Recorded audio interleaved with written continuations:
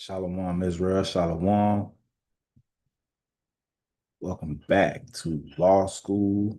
First and foremost, I want to give all honor and glory to the Most High God, Yahweh, Bahashem, Yahweh Shah. All right, this is going to be Genesis chapter 32. Law School, Genesis chapter 32. All right, so we getting on through it, man. Making our way through this thing. All right, making our way through this thing. So we share the screen, got the screen shared. Shalom, King. Shalom, shalom, shalom. Make sure everything working right. I don't want to get through this thing. Y'all can hear me in the chat. Y'all can hear me pretty good. I don't want to be done did law school and then nobody didn't hear nothing. Get a con if you can hear if everything you can hear everything.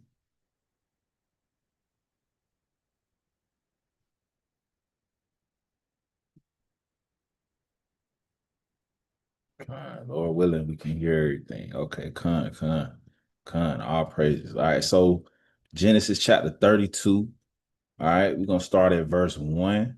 All right, so last chapter we dealt with our forefather Jacob getting his household together. He fled from Laban without notifying Laban, without telling him anything. All right, and Laban caught up to him later on, a couple days later, want to know why he left. All right, want to know why he left. Jacob explained to him, like, bro, you've been trying to finesse me for the last 20 years. All right, I gotta leave. I gotta get on my own so that I can start to provide for my family. All right, so now he's left. Him and Laban made an agreement that they weren't going to pass a certain point and do each other any harm. All right, so let's go ahead. Let's get into this thing, right? Genesis 32. I'm going to start at verse 1. It says, and Jacob went on his way, and the angels of Yahweh met him. It says, and when Jacob saw them, he said, this is God's host. All right, and he called the name of that place Mahanaim. All right, so Jacob seen the Lord's angels as he was traveling.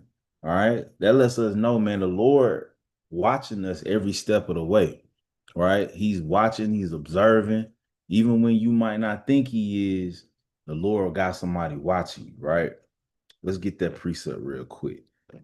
Uh, the eyes of the Lord are in every place. Proverbs chapter 15 and verse 3. All right, it says, the eyes of the Lord are in every place, beholding the evil and the good, right? So the eyes of the Lord are the angels, right? They go to and fro, up and down the earth. All right, just like Jacob dreamed in that dream when he seen the angels going up and down on that ladder, ascending into heaven and descending. All right, they always watching us, right? So he seen these angels on his way, and he said, this is God's host, right? These are the Lord's angels. Right, let's keep going. It says, and Jacob sent messengers before him to Esau, his brother, unto the land of Seir, the country of Edom, right? So he knew his brother lived up ahead. It's been 20 years, but yet Jacob still concerned. He like, my brother probably still hate me, right? My brother probably still want to do something to me, right? Which Esau got a perpetual hatred for the children of Israel, right? Let's keep going. It says, and he commanded them, saying, commanded his company, right? His family. It says, and he commanded them, saying, thus shall ye speak unto my Lord Esau. Thy servant Jacob saith thus, I have sojourned with Laban and stayed there until now. I have oxen and asses, flocks and men servants and women servants. And I have sent to tell my Lord that I may find grace in thy sight. So he telling his people, his servant, he like, look, go ahead of me and tell Esau, look, Jacob sent me, and Jacob told me to tell you that I got a surplus of everything. I got oxen, asses, flocks, servants, whatever you want, basically, you can have it. He's doing this why? To appease the anger of his brother Esau, right? Now he could be like, man, I got some people with me. We could probably take them, right? What the Bible said. Let's get this in Proverbs.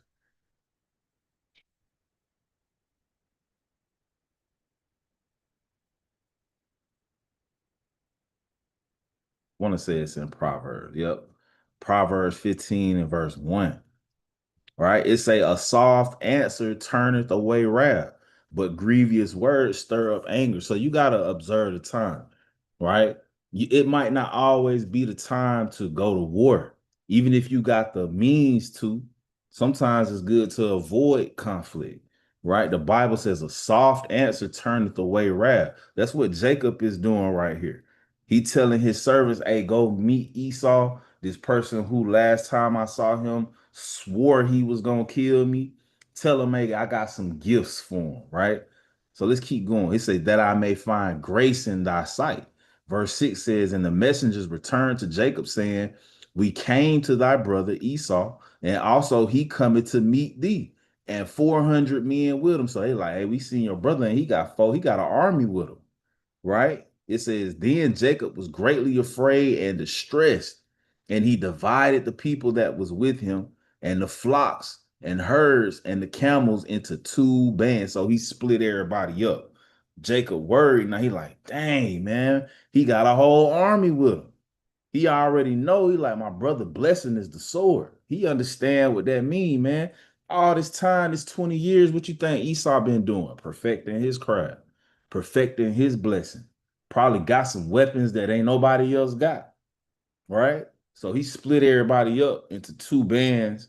Just we're gonna see, we're gonna keep reading. It says, and it said, if Esau come to the one company and smite it, he already prepared.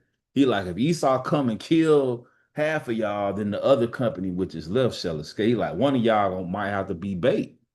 I may have to lose half of y'all. Right? It says, and Jacob said, oh God of my father Abraham. The first thing he did, it says he was distressed, right? What the Lord said we supposed to do. Let's get that. These are a lot of lessons for us in these scriptures, man. Right? Psalms 118 and 5. Right? Let me pull it up right here. It says, I called upon the Lord in distress. The Lord answered me and set me in a large place, meaning a safe place. The Lord will protect you. Hey, the first thing you should do in distress is not call on Chat GPT. You shouldn't call me, right? You should call on the Most High, the name of Yahweh, Bahashim Yahweh Shah, right? It's power in that name. That should be your main source of who you rely on, even in the face of danger, right? We seeing it from our forefather Jacob. We seeing an example of that, right? He calling on him. Verse 9, it says, and Jacob said, oh God of my father Abraham and God of my father Isaac, the Lord which saidest unto me, return unto thy country and to thy kindred, and I will deal well with thee. So he reminding the Most High of what he said to him, right? And sometimes you got to do that. The Lord is not a man that he should lie, right? Let's get that. Let's go to Numbers. The Lord is not a man that he should lie. It's good to remind the Lord ain't gonna forget, right? But when you bring it up, I don't know. That's something I do. You know what I'm saying? When I'm in distress or when I'm praying, I like to call on the scriptures in my prayers from time to time because that's his words, right? Let's read it. It says, God Yahweh, Bahashim Yahweh Shah, is not a man that he should lie. If the Most High say he gonna do something, he's not a man. He's gonna do it. You can be certain that that thing is gonna come to pass. It says, neither the Son of Man that he should repent. Hath he said, and shall he not do it? Or hath he spoken, and shall he not make it good? The Most High going to accomplish everything that he set forth, right? Let me get this precept. His word shall not return void. It might be right there. I don't think it is. It might be right there. Isaiah 55 and 11, right? It says, so shall my word be that goeth forth out of my mouth. It shall not return unto me void, meaning empty. Whatever the Lord said, it's going to get results, right? It says, but it shall accomplish that which I please, and it shall prosper in the thing whereto I sent it. So the Lord told Jacob something, and Jacob is bringing it back up. He said, look, the Lord which said unto me, return unto thy father and to thy kindred, and I will deal well with thee. He said, Lord, you told me to go back. Now I'm about to run into Esau, right? Verse 10, it says, I am not worthy of the least of all thy mercy. So that's a key thing right there. Jacob said, look, I'm not worth. I know what you told me, but I know at the same time, I'm not worthy for you you don't even gotta spare me, right? You don't even got, let me get that in the book of Second Ezra, because thou hast not counted thyself worthy. KJV, Second Ezra, right? Second Ezra 8 and 49. Let me get 48, right? The Lord told Ezra this. He says, in this also thou art marvelous before the Most High. Why the Most High said Ezra was marvelous, right? Let's get the next verse. It says, in that thou hast humbled thyself as it becometh thee, and has not judged thyself worthy to be much glorified among the righteous. So Ezra's, as he's talking to this angel Uriel, he's never attributing righteousness to himself. He's never attributing or magnifying himself or thinking that he deserves any type of mercy or salvation from the Lord. And none of us do, right? The Lord say that's marvelous. Why? Because that's not always the case. It's a lot of brothers and sisters that think they supposed to get the kingdom, that think they supposed to have slaves and 100 wives and all this rulership in the kingdom, ruling over 20 cities. They think they supposed to rule 20 cities, right? But we ought to not think like that. We not worthy of the mercy that the Most High gives us, man. The Most High could let something happen to you from as a judgment for something that you did a long time ago, right? So let's go back to Genesis. We not worthy, and Genesis and Jacob knew this. Verse 10, it says, I am not worthy of the least of all the mercies and of all the truth which thou hast showed unto thy servant, right? For with my staff I passed over this Jordan, and now I am become too bad. He like, look, I ain't worthy of nothing, but I trusted you and did what you told me to do. Right? Verse 11 says, deliver me, I pray thee, from the hand of my brother. And we got to pray that, man. Hey, the hand of our brother is always at us. Esau, right? Let me get that in the book of let me get that in the book of Ezekiel.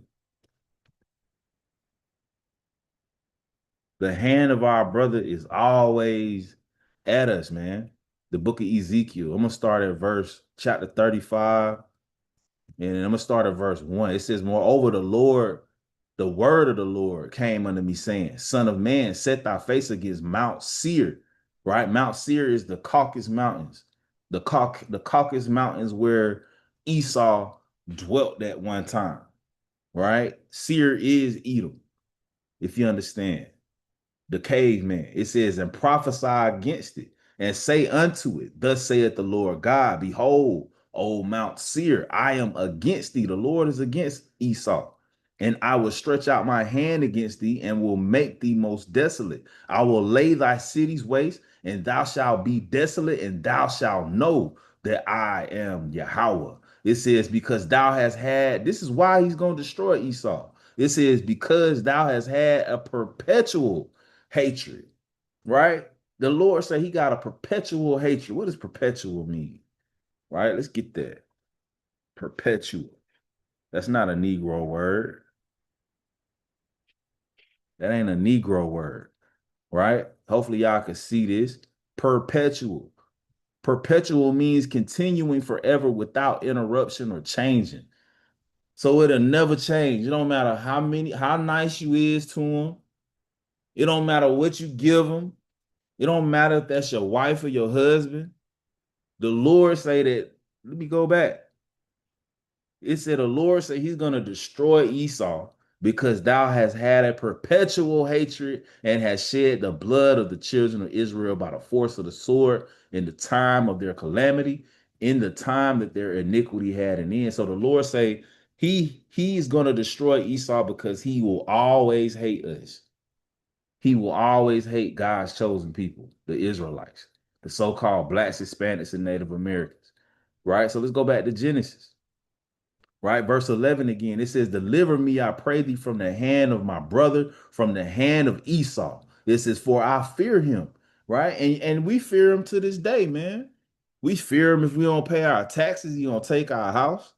We fear him if we don't got a driver. Hey man, that ain't a time that I'm driving that I see them lights. I could be 54. That's some Florida talk for you Georgians, you Northerners. I could be 54, meaning I could be straight, everything good, right? If I see them lights, my heart start boom, boom, boom, beating out my chest, man.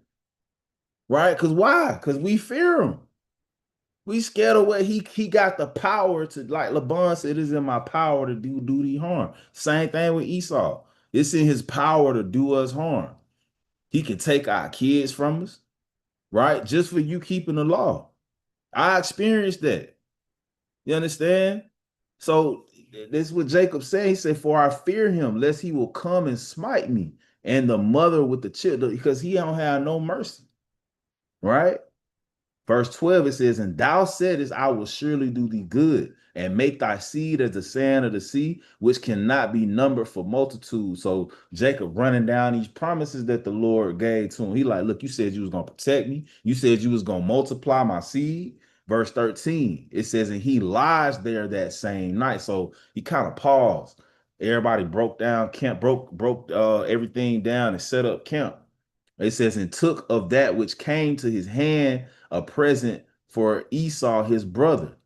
All right. It says, in 200 she goats and 20 he goats, 200 ewes. It says, and 20 rams, 30 milk camel. A milk camel is what it sounds like, a camel that can produce milk. It says, with their coats, 40 kine. A kine is a type of a bull. I don't want to say this. Look that up. We got to look that up because I'm not sure. I looked it up the other day, but I forgot. Cows, right? Cows collectively, right? So he had 40 cows, a group of cows, right? And 10 bulls, 20 she asses, and 10 foals. I think that's a type of a horse. Let's look that up. So you got to look this stuff up. If you don't know, I looked it up the other day, but I forgot. Yeah, a young horse or a related animal. So he had 10 horses. He had accumulated a lot of stuff while he was with Laban.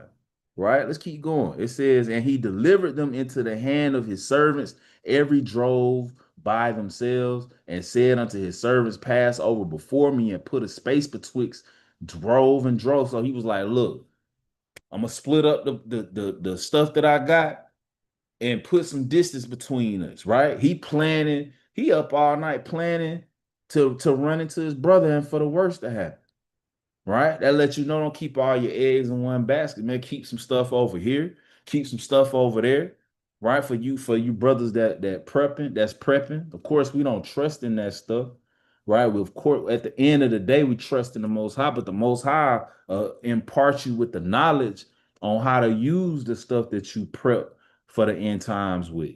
There's not nothing wrong with being prepared, right? You got brothers who speak against that. There's nothing wrong with we don't trust in our swords and stuff like that, but there's nothing wrong with being prepared at all, right? So when you do prepare, you want to have some stuff over here, some stuff over there, because this location may get compromised, right? So you got, we try to live by the saying, two is one and one is none, right? So he's splitting everything up, right? Let's keep going. Verse 17, it says, and he commanded the foremost, the ones at the back. I want to say that is the foremost. Let's look it up, right?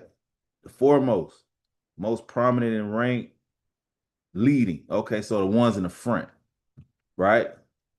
The ones in the front, saying, when Esau, my brother, meeteth thee and asketh thee, saying, whose art thou? So when he say, look, when y'all go ahead of us and Esau run into y'all and say, who you belong to, and whither goest thou, and whose are these before? That's how he act today. You could be minding your business. Where you going? Where you headed? Shining the light all in your joint. Got the dang on flashlight all in your face. Come, you know what I'm saying? That's how he is, man. Who and whose are these before thee? Right? Whose stuff this is? Right? He know his brother. Verse 18, it says, then thou shalt say, they be thy servants, Jacob's. It is a present sent unto my Lord Esau. And behold, also he is behind us. So he like, look, Jacob willing to lose his stuff, man. And that's how we gotta be in this world. Don't put so much priority on these things that we accumulating in captivity, because that's what this is. All of this stuff is stuff that Jacob accumulated in captivity, right? And it's worth a lot of money. You may have stuff that's valuable in this society that we living in, right? Let me get this precept. You may have stuff um that's got value to it, and you got to be ready to lose that stuff, man. Right? I think it's in Matthew. Yeah, Matthew 19 and verse 29. It says, "And everyone, I want to start up. Let me start up a little bit.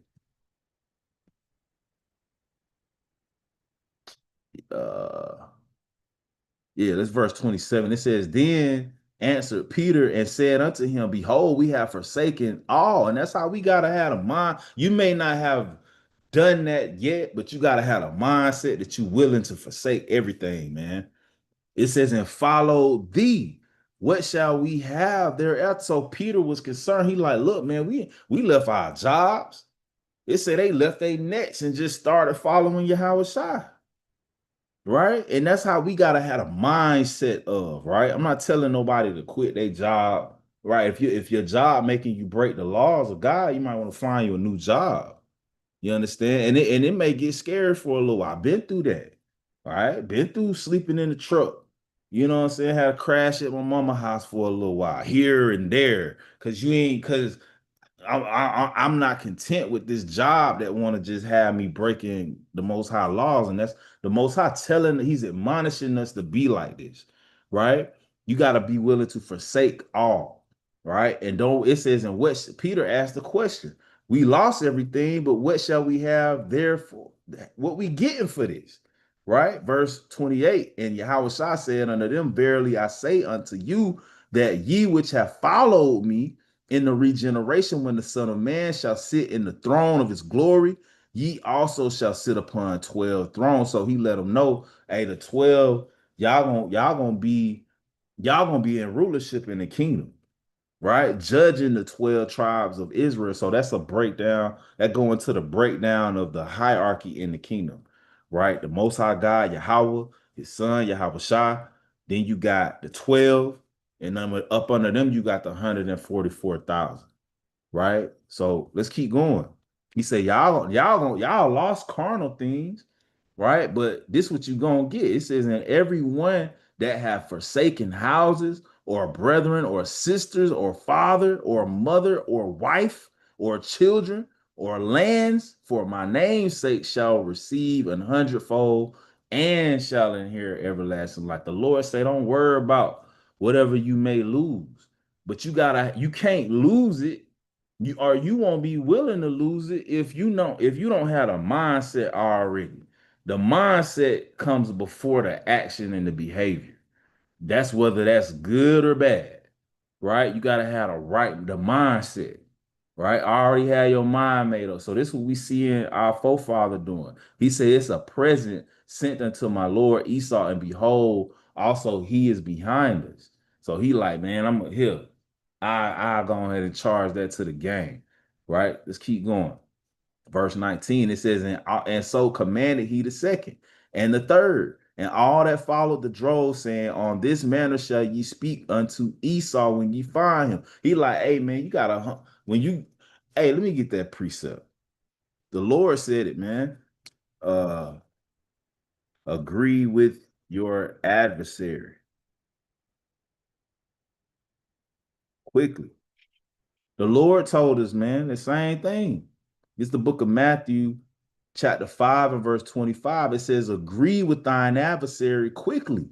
Right? So whoever is, we know who our main adversary is Esau. So when we at camp, right? If the police come and somebody tell us to move, I'm gonna call the police and the police come and say, move, hey man, just move. Just go somewhere else, right? It say, whilst thou art in the way with him, when you come into cross paths with him, we not out here to fight with the enemy, right? And that's not time for that, right? It says, lest at any time the adversary deliver thee to the judge, and the judge deliver thee to the officer, and thou be cast into prison. We can't do the work if we, I mean, I guess you could to some degree. You could do the work of the ministry locked up, right? But it's only so much that you can do behind bars, man. If our men get locked up, then our women just out here and they gotta hold on to the household, and they not built to do that, right? They need they husbands, and the kids need their fathers, right? So that's what happened to all these other movements, the Black Panthers, the Brown Berets, right? You had American Indian movement, AIM in the late 60s, man. All these groups rose up and they was militant, right? But what they do, they either killed the leaders or they locked them up, and then what, the movement died. So the Lord is admonishing us, hey, agree with your adversary quickly. Now, we're not going to stop teaching the word if he tell us to stop teaching the word. We're not doing that. But if what he's doing, if he's telling us to do something and it's not breaking the Most High's law, hey, agree with him. Oh, yes, sir.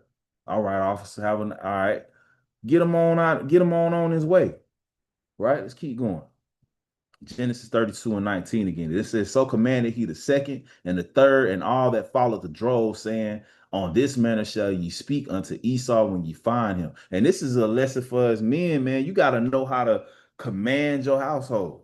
You got to know how to lead it. Hey, when stuff get hectic, when the danger arises, you're gonna do one or two things. You're gonna fight or you're gonna flight. And that decision is made instantly. You're not going to have time to think about it. You got to be able to strategize in the heat of the moment. You can't be, oh, dang, oh, geez, I don't know what to do. No, you got to come up with something, man, because everybody looking at you. So we see Jacob doing that. He telling, hey, split up three groups. If everybody say this what you got to do as a man, right? Let's keep going. And the ones under that man, you gotta be what? Submissive. You gotta listen to that man. Follow him. You ain't got time to argue in this moment, right? Verse 20, it says, and say ye moreover, behold, thy servant Jacob is behind us, for he said, I will appease him with the present that goeth before me. This is what Jacob said. For I will appease him with the present that goeth before me, and afterward I will see his face. Pre-adventure he will accept of me. So he like, look, I know Esau carnal. He'll want this carnal stuff, and I can get some more stuff. And that's how you got to think, man. Be willing to lose this stuff, man. You get some more stuff, right? Let's keep going. Verse 21, it says, so went the present over before him, and himself lodged that night in the company, right?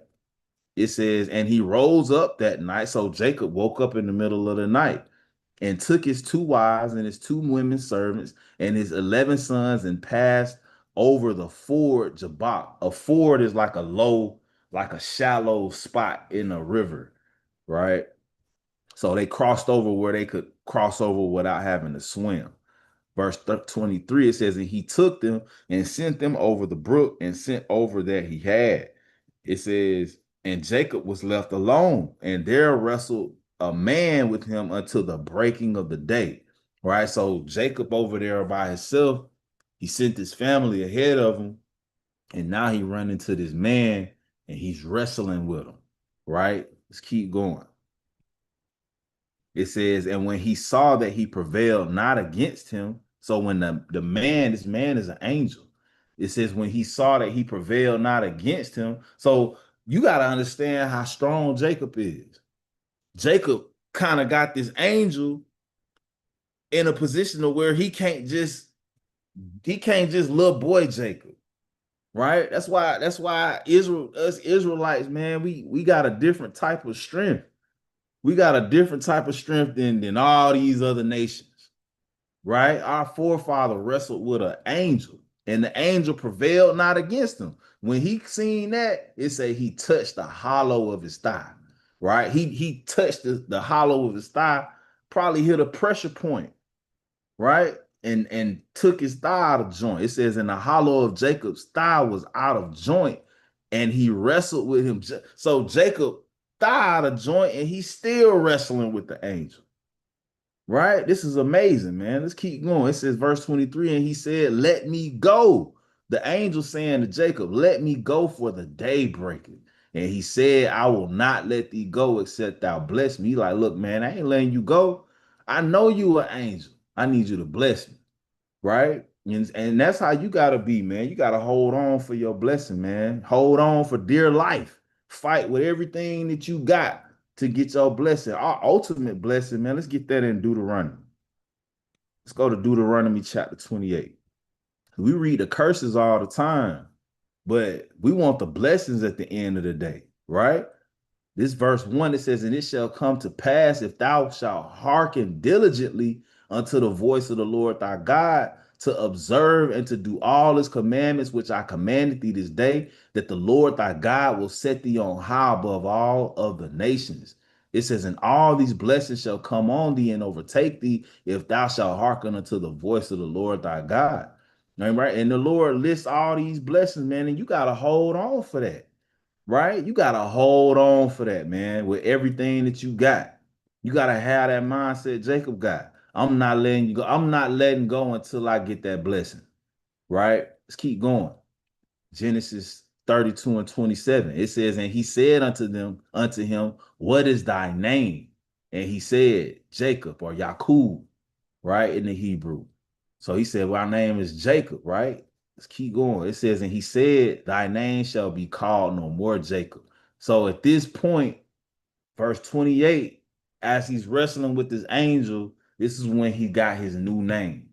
His name went from Jacob, Yakub, to Yisrael, right? Israel, right? It says, for as a prince has thou power with God and with men has prevailed. So that's what the name Israel means. A prince, a prince who has power with God and with men has prevailed. You conquered men, right? And we have power with the Most High God. And you got to connect to that power. You got to connect. Let me get that.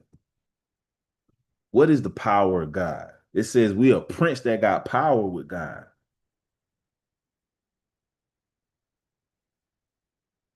I want to say that's in First Corinthians chapter 1. We a prince that got power with God. Let me see. The gospel is the power of God.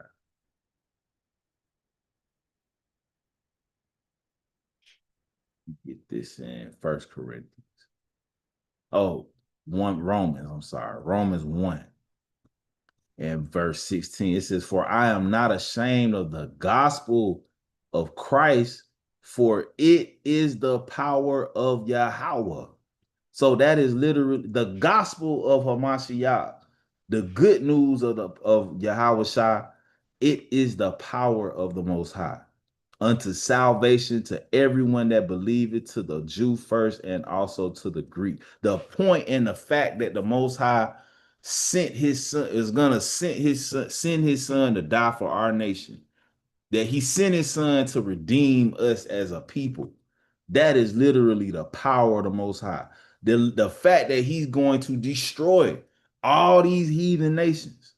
That is the power. Didn't the Lord say that that's the day of vengeance? Let's get that in the book of Isaiah. That is the gospel, right? Isaiah 61, I want to say, right? Verse 1, it says, the Spirit of the Lord, Yahweh, is upon me because the Lord hath anointed me to preach good tidings. Good tidings is good news. That's what gospel means. It says, unto the meek, right? Meek don't mean that you docile or weak. It means that you have the understanding to know that you need the Most High. Just like Jacob said, I'm not worthy of your mercies. Right. So the good news is to them. It says he has sent me to bind up the brokenhearted, to proclaim liberty to the captives, and the opening of the prisons to them that are bound, to proclaim the acceptable year of the Lord and the day of vengeance of our God, to comfort all that mourn, to appoint unto them that mourn in Zion, to give unto them beauty for ashes, the oil of joy for mourning, the garment of praise for the spirit of heaviness, that he might be called, that they might be called the trees of righteousness, the planting of the Lord, that he might be glorified. All of this is the gospel. This is the good news that the Lord gonna break us free. He gonna give us a way out of that sin, to repent, to give us an example, to break us free from literal captivity, right? To get vengeance for us. That's the gospel, right? So let's go back to Genesis. That's the power of God. He says, but Israel, for as a prince has thou power with God and with men, and has prevailed. So if we believe in the gospel, we have the ability to conquer anything man can do to us, right? Let's keep going. Verse 29, it says, and Jacob asked him and said, tell me, I pray thee, thy name. So Jacob want to know, he like, well, what's your name? You done gave me a new name. What's your name? And he said, wherefore is it that thou dost ask after my name? He like, what you want to know my name for?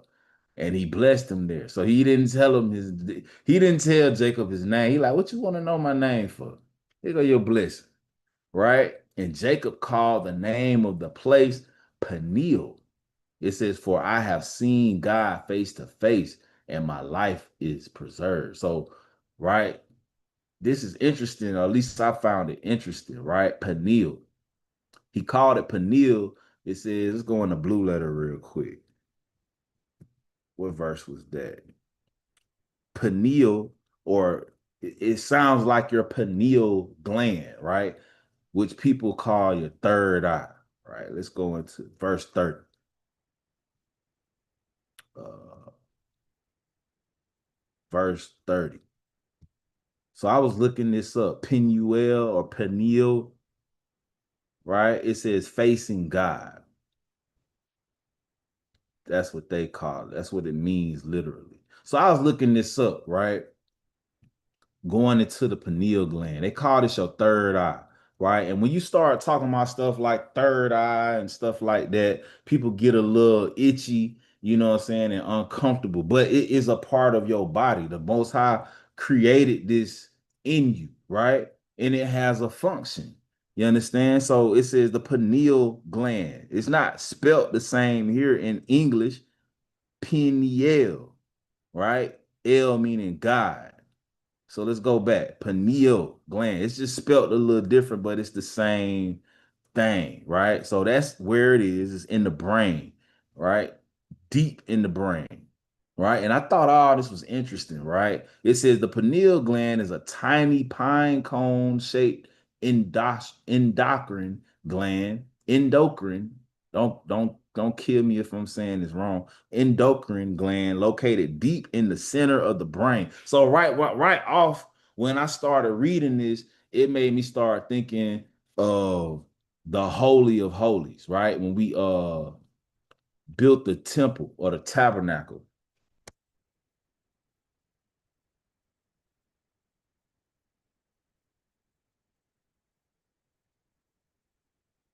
Let me look this up. I'm shooting from the hip. I'm shooting from the hip a little bit. So y'all bear with me, right? Uh so Hebrews 9:3, and after the second veil, the tabernacle, which is called the holiest of holies. I want to get it where it talk about,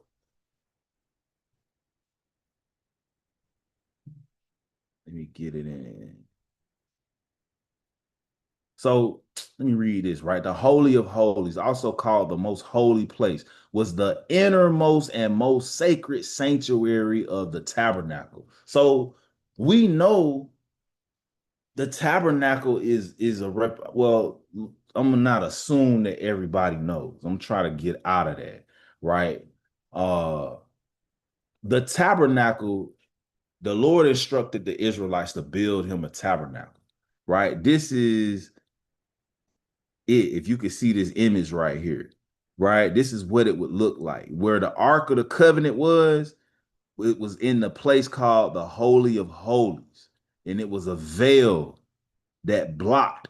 Nobody went there but the high priest, right? So it says the Holy of Holies, the most holy place, was the innermost and most sacred sanctuary of the tabernacle. It says it is often referred to as the holiest of all or most holy place, right? It says so the contents, the Ark of the Covenant was there, right? The mercy seat was there, right? The sacred relics, everything, the most sacred things that we had were located in that place, right? It says the Day of Atonement. The high priest could only enter this sacred space on one day of the year, which was Yom Kippur, or the Day of Atonement. He had to enter with the sacrificial blood of an animal to make atonement for the sins of the nation, right? And that's symbolic of what we do when you pray. It's such a serious thing, man. Right? It's such a serious thing. Let me get this in the book. First Corinthians. First Corinthians. All praises to the Most High. All praises to the Most High, man. I was reading this and I didn't really go too much into, because I was like, man, the Lord willing, He'll give me the spirit, man, to be able to uh say it the way that he put it in my spirit, right? So this First Corinthians chapter 3 and verse 16, it says, know ye not that ye are the temple of God. Now the temple of the Most High, when Solomon built it, also had that place, the Holy of Holies. You understand? It says that the Spirit of God dwelleth in you, right? If any man defile the temple of God, him shall God destroy, for the temple of God is holy, which temple ye are. All of that was supposed to represent what was supposed to be in us. You understand?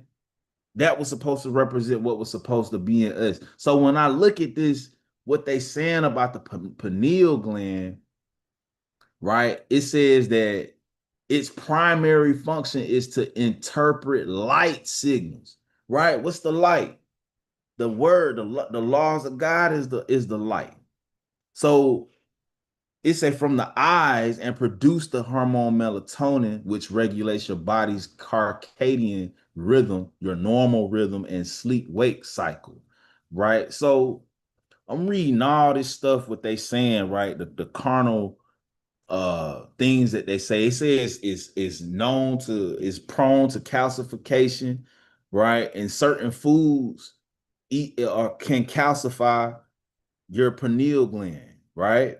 They can calcify it, right? Such stuff like dairy, stuff in all these chemicals that they put in food and toothpastes and stuff like that can cause it to calcify, right? So the other thing that I thought about was the Pope, right? The Pope's staff. It say the Pope's staff features a cross at the top and a round decorative knob, while widely rumored to be a pine cone representing the pineal gland. And that is what it is, man. There's no reason. Let's go to images. There ain't no reason for him to have this on this staff. And he kind of lifts himself up with it. He covers it, right? Look at it. Right? So they know stuff that the average Israelite don't know that's been in captivity in 7 captivities, right? They privy to information that the average person don't know. You understand? That's deep in the Vatican, locked up somewhere. Look at him. He looked like he going the hell off, man. He looked like it. You understand? So I thought all that was interesting. You could go into that on your own time, right? I ain't gonna go too deep into that. But it says, and Jacob called the name of the place where he wrestled with that angel Peniel. For I have seen God face to face. My life is preserved. I didn't die, right? I didn't die for doing it. So all that made me think about was, when you praying, it's like that the Most High is entering into the most. Came nothing. Let's look at the picture again. Nothing should be able to get here. It's like you got all this, but the only thing that should be able to sit in your mind is the Most High, the High Priest, Yahweh Shai, right? That's the only thing that should be able to sit here. But what happens is, man, let me get that in Thessalonians. What happens is we get indoctrinated. We start learning all these philosophies of the enemy, and the enemy starts to sit there, right? It's Second Thessalonians chapter 2 and verse 4, right? It says, matter of fact, let me start up.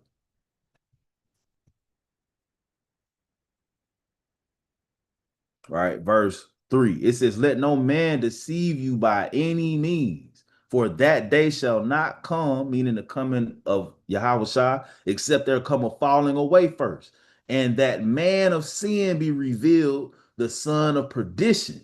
It says, who opposeth and exalteth himself above all that is called God or that is worshiped, so that he as God sitteth in the temple of God, showing himself that he is God. And all of that made me think of that pineal gland, right? That all of that made me think of that, because when it's just like during the Greek captivity, right? They set up the abomination of desolation.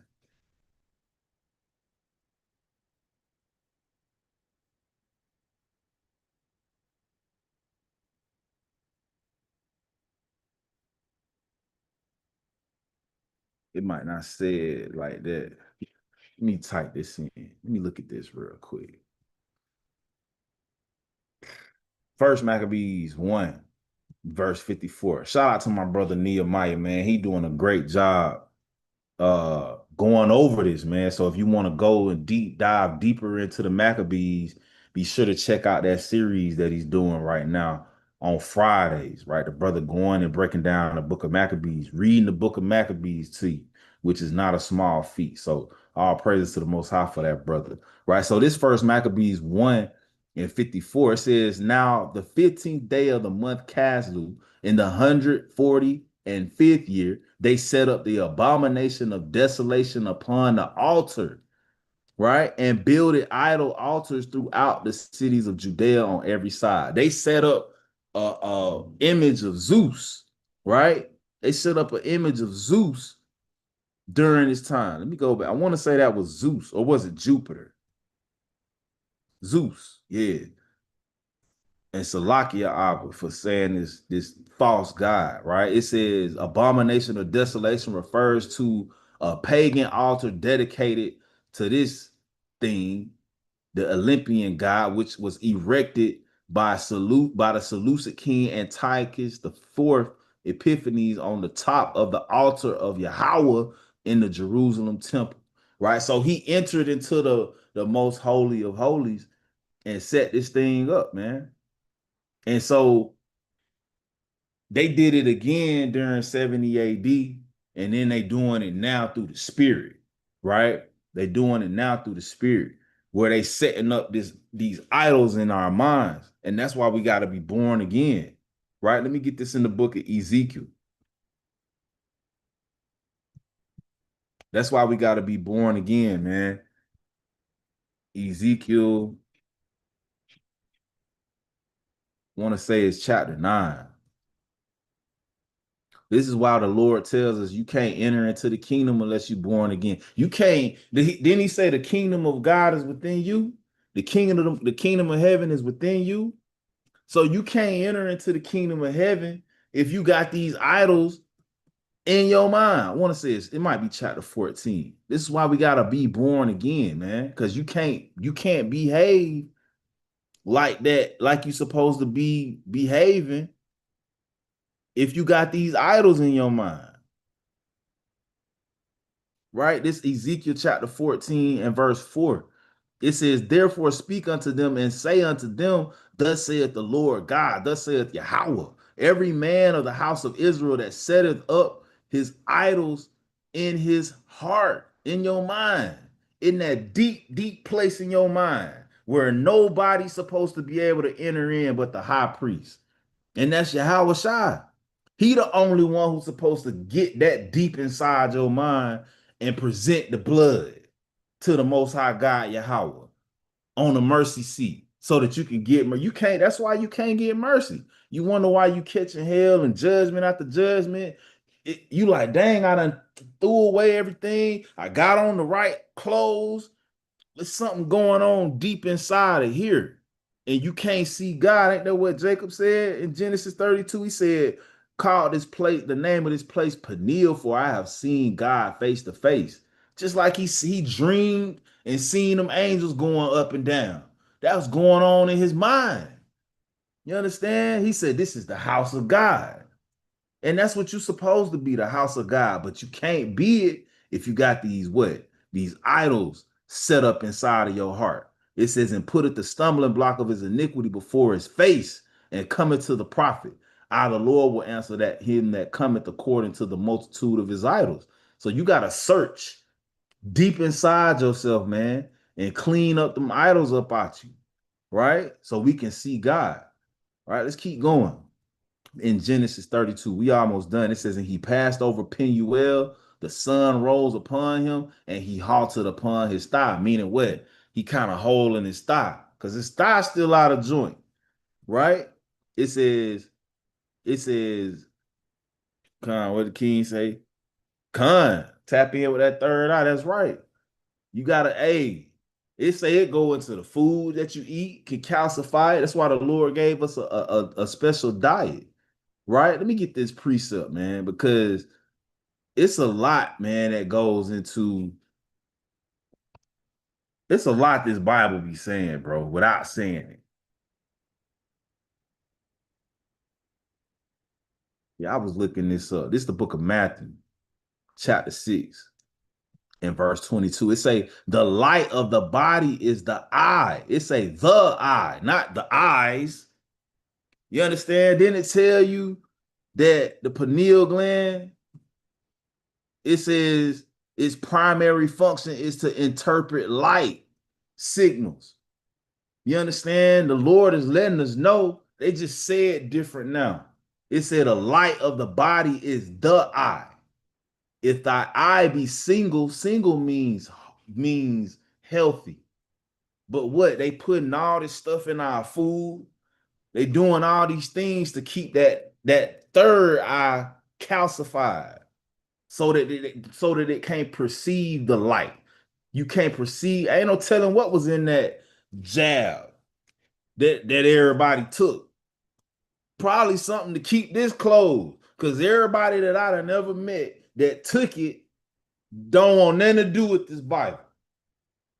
Right? It was a video, man. I wish I could find a video. I thought I saved it, man. Where Bill Gates was talking about making a shot for people to be disgusted at the word of the Most High. Lord willing, man, I could let me see real quick, bro. Let me see real quick. Then I'm gonna come back to Matthew. Let me see something real quick, man. Bear with me. Bear with me, y'all.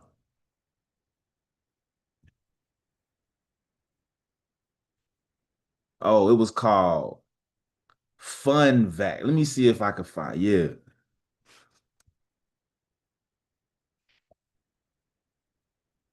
Fun Vax.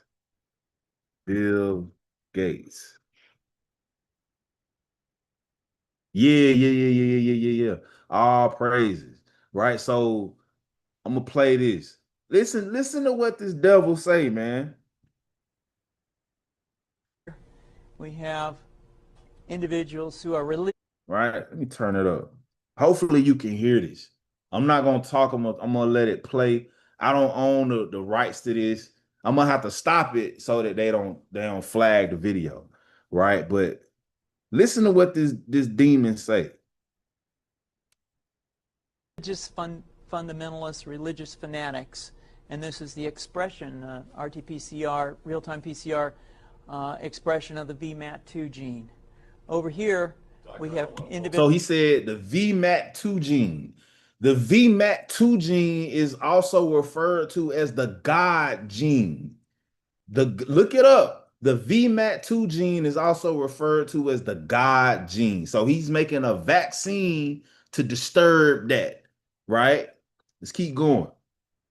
So let me complete. So over here we have individuals who are not particularly fundamentalist, not particularly religious, and you can see there's a much reduced expression of this particular gene, the VMAT2.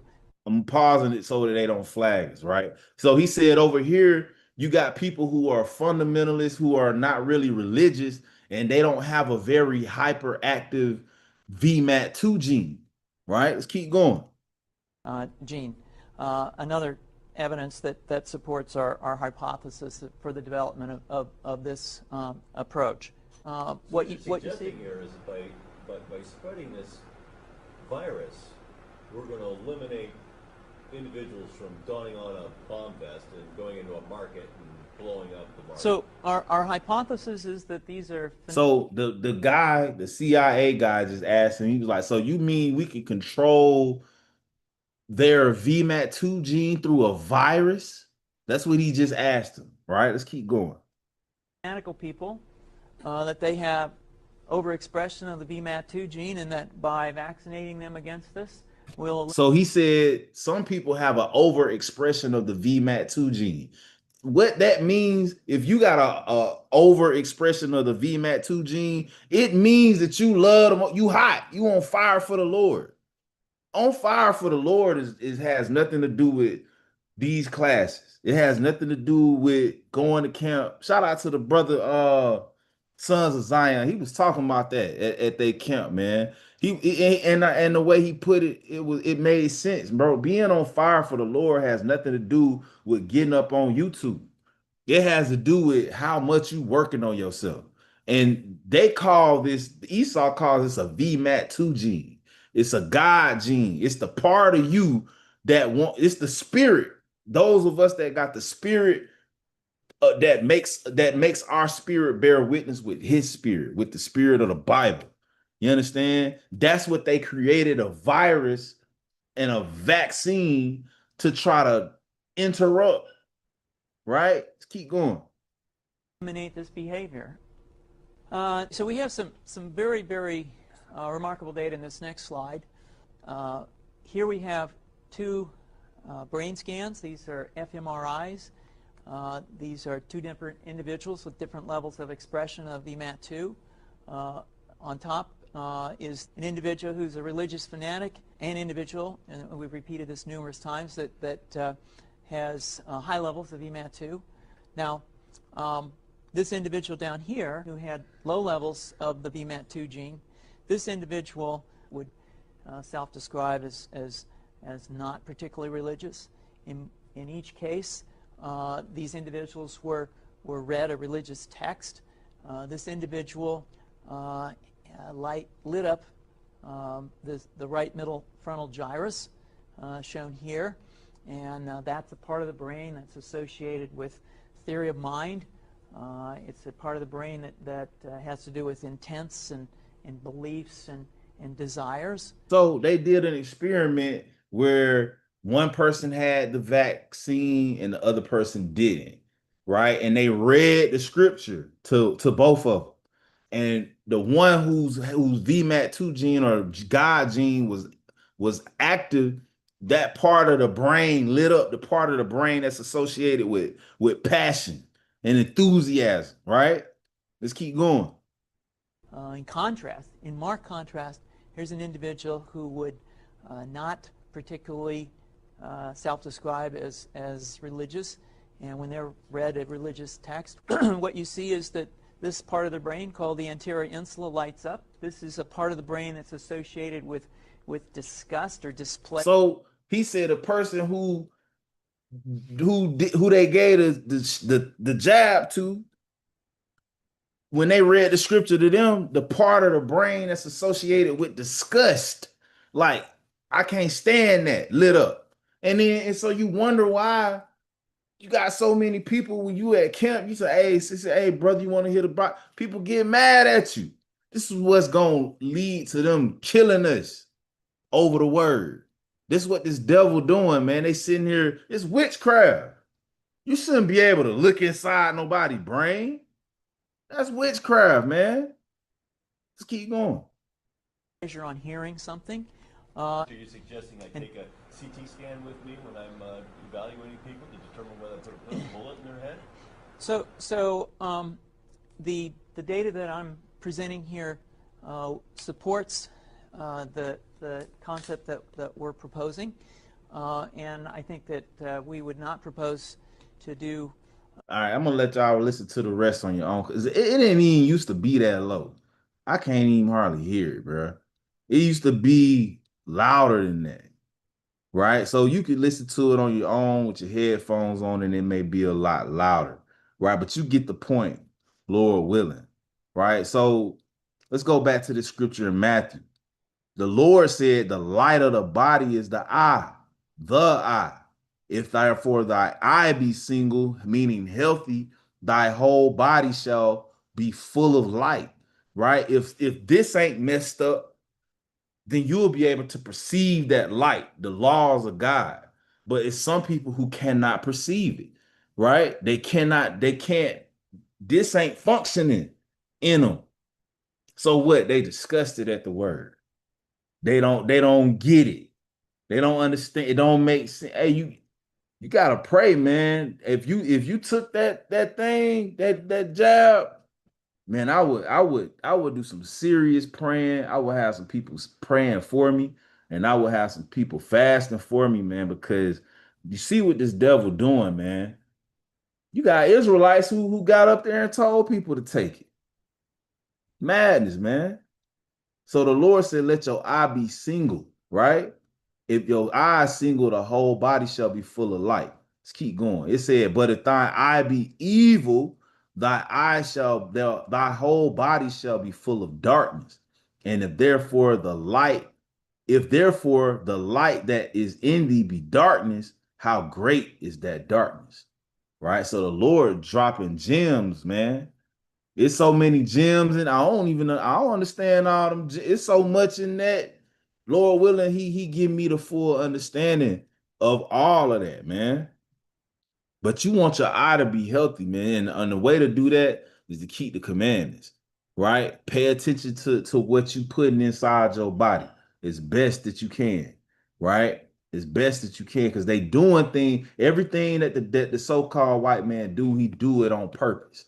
Right? Let me get this precept in the book of Psalms. Everything that they do, they doing it on purpose. It's a reason behind it. Psalms chapter 64, and I want to say it's verse 4.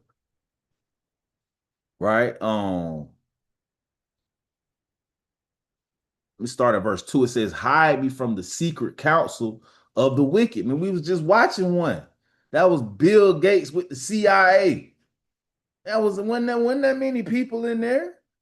That was a secret council, right? That's why we know people be thinking we just we just mad and we just don't like them, man. They fit the description. When the Bible talk about the wicked, it fit them. Hide me from the secret counsel of the wicked, from the insurrection of the workers of iniquity. It say, who wet their tongue like a sword and bend their bows to shoot their arrows, even bitter words. It says that they may shoot in secret at the perfect. Suddenly do they shoot at him and fear not. They not scared that they gonna get caught. They ain't scared that video on YouTube, right? It says they encourage themselves in an evil matter. They commune of laying snares privately. They say, who shall see them? Bill Gates like, hey, they not gonna know. Even if we tell them, they ain't gonna believe us. Because they what? They sit up in your mind as God. It says they search out iniquities, they accomplish a diligent search. Both the inward thought of every one of them and the heart is deep. And they deep with it, man. They deep, they doing a diligent search, research on your brain. The Lord called it a diligent search. The white man called it research, right? So the inward thought of every one of them is deep. They don't do nothing by chance. Everything they do, it's a reason why all the little black kids like Takis, the damn blue ones. It's a reason why your mind see a blue chip and in your mind don't think I shouldn't eat that. They come on, man. They doing this stuff on purpose, right? So it's what the Lord telling us, man. He said, if thy eye be single, meaning healthy, right? Let's go back to it. Let's go back to it, man. The Lord said your eye gotta be single, right? It say, if the light of the body is the eye, if therefore thine eye be healthy, single, the whole body shall be full of light. And they know that too, right? It's just these niggas and Mexicans and Indians that don't know, right? So let's go back. Let's finish this out. Genesis 32 and 32, it says, matter of fact, let me read 31 again, right? All praises to the Most High. It says, and he passed over Penuel, and as he passed over Penuel, the sun rose upon him and he halted upon his thigh. Jacob thigh out of joint, right? It says, therefore, the children of Israel eat not of the sinew which shrank, which is in other words, it's a tendon that connects your thigh bone to the socket, right? The Bible say we don't eat that. It says, which is upon the hollow of the thigh unto this day, right? So we don't eat that, right? You might get what is it, a leg quarter, right? Anything that's dealing with the part of the leg and the thigh, a chicken thigh, right? It's a little tendon, probably on all these animals, chicken, beef, right? You wanna examine that. You want to examine that thing, man. And the Lord said we don't eat that because he touched the hollow of Jacob's thigh and the sinew that shrank, or the tendon, right, that connects it, right? Let me read that in another version, right? Let's make it a little bit more plain. Because it say tendon, right? It says, therefore, to this day, the Israelites do not eat the tendon attached to the socket of the hip, right? So it's a tendon, the elders say gristle, right? So that gristle that's attached to the socket of the hip, we don't eat that because the socket of Jacob's hip was touched near the tendon, right? So all praises to the Most High. Genesis 32, right? Most High willing you got something out of it, right? Go back and look this stuff up, man, and you know we gotta look into these matters, man. And Lord willing, the Most High reveal these things more to us as we continue to go deeper into law school, man, and make our way through Genesis. So all praises, honor, and absolute all honor and glory to the Most High God, Yahweh, by Hashem, Yahweh Shah. All right, it's Brother Nashan, New Wine Congregation of Israel. Happy New Moon, right? It's the new moons tonight at sundown. Happy new moon, everybody that's keeping it, right? It's a new month coming up. It's a new opportunity to not repent for the things we repented for last month. We want to get better. We want to progress through the spirit, right? So a Shar new moon, everybody. Shabbat Shalom.